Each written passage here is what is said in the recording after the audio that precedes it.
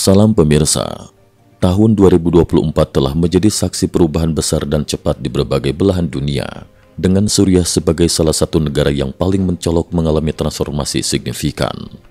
Dalam 10 hari yang menegangkan, rakyat Suriah berhasil menggulingkan rezim diktator Bashar al-Assad, menandai babak baru dalam sejarah negara tersebut. Pemerintah baru Suriah baru-baru ini mengumumkan bahwa Natal, yang jatuh pada tanggal 25 dan 26 Desember 2024, akan menjadi hari libur umum.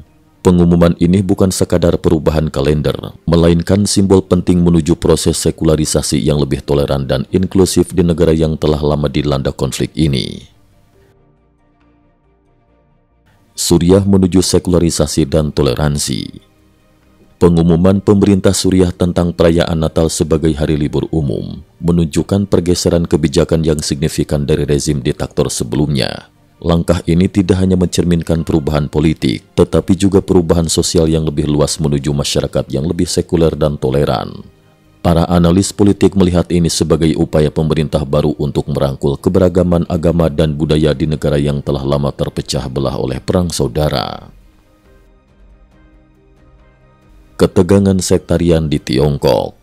Sementara Suriah bergerak menuju sekularisasi, Partai Komunis Tiongkok (PKT) semakin memperdalam sektarianisme dalam kebijakan nasionalnya. Juru bicara Kementerian Luar Negeri PKC mengumumkan bahwa tanggal 24 Desember 2024 akan diperingati sebagai hari ke-74 kemenangan pertempuran Danau Changchin, memperingati upaya anti-Amerika dan bantuan Korea. Media besar di Tiongkok segera menghapus perayaan Malam Kudus, menggantikannya dengan Hari Kemenangan Pertempuran Danau Changchin.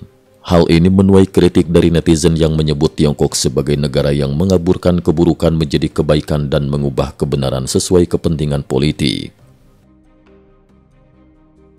Ukraina di tengah konflik dan harapan perdamaian. Di Ukraina, konflik yang berlangsung sudah memasuki fase yang paling intens, menjadikan negara ini sebagai medan perang terbesar di dunia saat ini.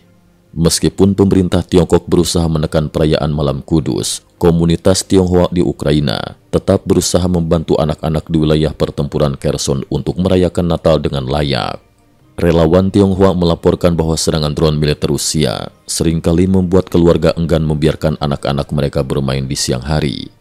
Namun anak-anak tetap berusaha menghadiri pelajaran online dan menerima hadiah Natal di malam hari, berharap suatu hari perdamaian akan membawa senyum bebas tanpa beban.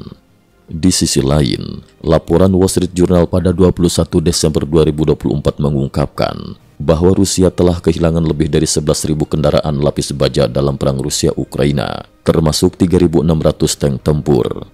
Sisa cadangan Rusia tersisa hanyalah sekitar 2.600 tank, dan beberapa di antaranya adalah tank lapis baja lama yang sudah dipensiunkan, meningkatkan jumlah korban di garis depan.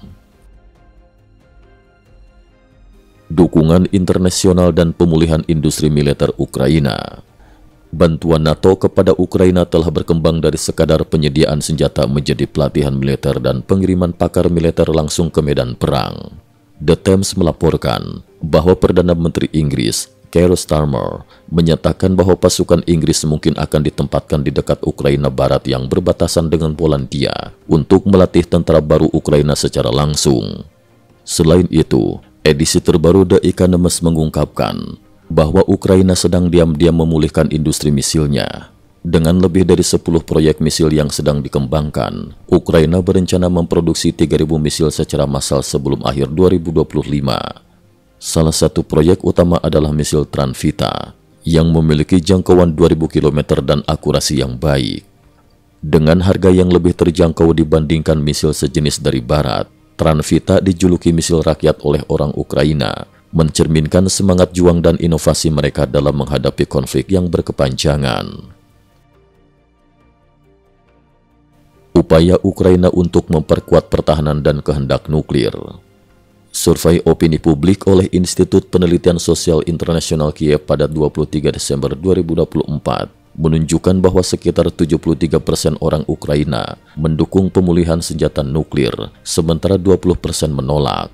Setengah dari responden menyatakan bahwa meskipun mereka kehilangan bantuan Barat dan terkena sanksi, mereka tetap mendukung pengembangan senjata nuklir sebagai langkah strategis untuk mempertahankan kedaulatan negara.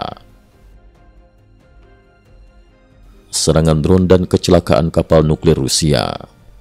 Pada 23 Desember 2024, sekelompok drone militer Ukraina menyerang Bandara Milerovo, bandara militer penting Rusia di wilayah Rostov. Meskipun media Rusia mengklaim tidak ada kerusakan yang terjadi, bukti visual menunjukkan adanya dampak signifikan dari serangan tersebut. Selain itu, drone jarak jauh Ukraina berhasil menghancurkan gudang drone serangan ala Buga Polytechnic Institute di Tatarstan, menimbulkan kerugian material sebesar 16 juta dolar. Lebih lanjut, pada 24 Desember 2024, kapal kargo nuklir Rusia, Ursa Major, mengalami ledakan di ruang mesin saat dalam perjalanan menuju Laut Musa di pantai Spanyol, menyebabkan kapal tenggelam dengan 2 kru hilang. Insiden ini semakin menambah ketegangan dan misteri di tengah konflik yang sudah berlangsung lama antara Rusia dan Ukraina.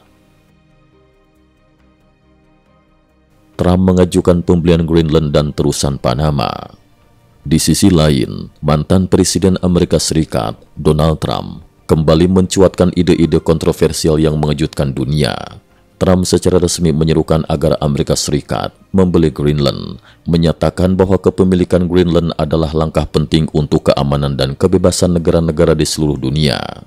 Ia mengingatkan kembali transaksi sejarah pada tahun 1867, ketika Amerika Serikat membeli Alaska dari Rusia seharga 7,2 juta dolar. Meskipun usulan ini menuai kritik dan dianggap tidak realistis oleh banyak pihak, Trump tetap melanjutkan upayanya dengan serius, menunjukkan ambisi besar dalam kebijakan luar negeri Amerika Serikat. Kesimpulan, tahun 2024 telah menjadi tahun yang penuh gejolak dan perubahan drastis di berbagai belahan dunia. Dari transformasi politik di Suriah, ketegangan sektarian di Tiongkok, hingga konflik berkepanjangan di Ukraina, dunia menyaksikan dinamika yang terus berubah. Di tengah segala tantangan ini, upaya-upaya internasional dan inovasi dalam pertahanan menjadi kunci dalam menentukan arah masa depan global. Sementara itu, ide-ide kontroversial seperti usulan Trump untuk membeli Greenland menambah kompleksitas dalam geopolitik internasional. Semua perkembangan ini menunjukkan bahwa dunia terus bergerak cepat menuju masa depan yang penuh tantangan dan peluang. Cukup sekian dulu. Terima kasih atas perhatiannya. IT News juga memiliki channel di platform kancing.com. Mohon kunjungan dan bantu subscribe agar bisa mengikuti perkembangan dunia tanpa batas. Terima kasih. Link kancing ada di dalam description.